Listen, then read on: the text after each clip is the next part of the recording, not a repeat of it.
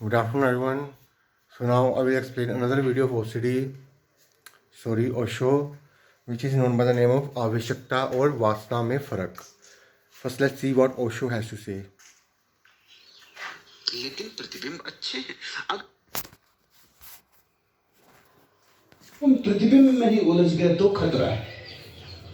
जिसके प्रतिबिंब बनते हैं मन में, अगर दर्पण में देख के तुम उसकी यात्रा पर निकल गए, दर्पण की तरफ कर ली पीठ, खोजने लगे उसको जिसकी छाया पड़ती थी दर्पण में. संगीत में सुना था कुछ, वो छाया ध्यान की, इसलिए संगीत सुनकर कभी कभी एकदम ध्यान लग जाएगा.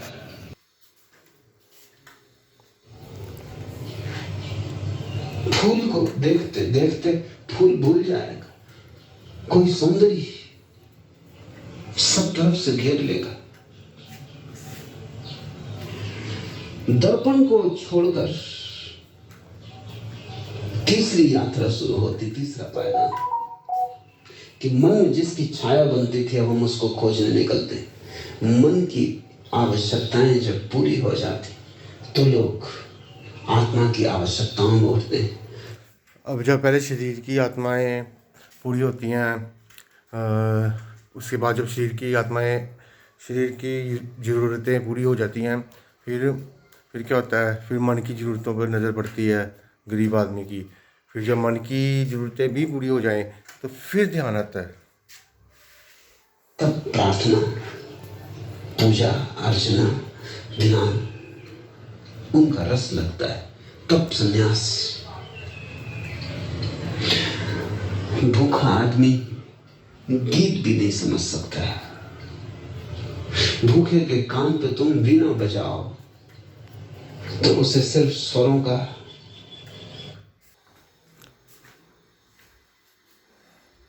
जो आदमी भूखा होता है उसे क्या चिंता म्यूजिशियंस की, उसे क्या चिंता म्यूज़िक की.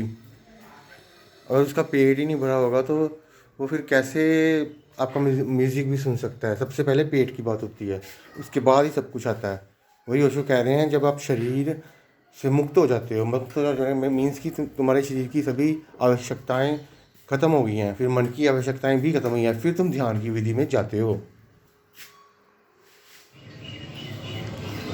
उत्पात मालूम पड़ेगा. भूखा आदमी कहेगा बंद करो, अभी ये क्षण सुनने का नहीं. बंद करो ये वीणा, इससे चोट पड़ती, इससे हृदय में घाव होता है. अब जो भूखे आदमी को आप बिठा दोगे वहाँ म्यूज़िक कॉन्सर्ट में, तो वो क्या करेगा, उसका ध्यान तो सारा भूख की तरफ ही होगा. वो तो कृपया कर रहा होगा कि बस ये म्यूज़िक मेरे कानों में ना पड़े. नेक्स्ट. भूखा आदमी चांद को भी देखे तो चांद भी उदास मालूम पड़ता है. भूखा आदमी फूल को भी देखे तो फूल को भी खा जाने का मन होता है, फूल के सौंदर्य को अनुभव करने का नहीं. जैसे शरीर की, जो भूखा आदमी होता है वो क्या करता है, जब फूल के पास जाता है तो उसका फूल खाने को जी कर पड़ता है.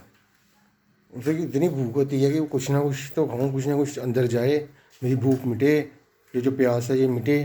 लेकिन इतना नहीं पता, प्यास तो ध्यान से ही मिटेगी. अब खाना खा लो, पेट भर गया, माइंड में जो भी बातें हैं उनको क्लियर कर लिया. अब जो ध्यान है वो लास्ट स्टेज है, वो सबसे कोई कर पाता है ध्यान, हर कोई नहीं कर सकता. जैसे उसको कह रहे हैं कि गरीब और मन से पहले मुक्त होके आओ, फिर ध्यान सीखो. पूरी होती मन की जरूरत उठती. जो लोग शरीर की जरूरत में ही उलझे रह जाते हैं, उसे वासना बना लेते हैं, वो अभागे.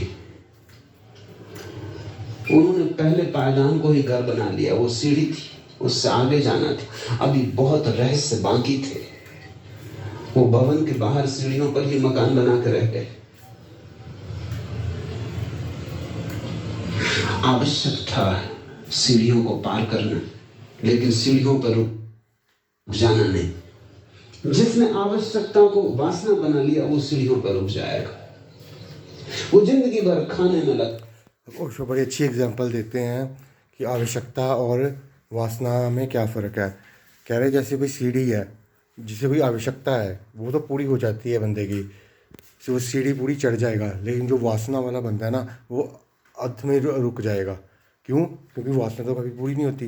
मुझे आज ये चाहिए, वो चाहिए, ये वो फलाना ढिंगा, वासना तो पूरी नहीं होती। और बच्चों में बड़ी वासना होती है, छोटे बच्चे उनमें बहुत वासना है, क्योंकि उन्होंने वासना से उठना है। अभी हम जो थोड़ा बहुत उठ चुके हैं कि हमें ये चीज़ें पता चल गई हैं कि पैसे से खुशी नहीं खरीदी जा सकती। बहुत कुछ खरीदा जा सकता है लेकिन खुशी नहीं खरीदी जा सकती। तो काफ़ी जनता को इस बात की अवेयरनेस है। तो हम हौली हौली जो कहते हैं कि मेंटल हेल्थ अवेयरनेस की और भी कदम बढ़ाएंगे, और भी बहुत कुछ है मेरे दिमाग में। Stay tuned.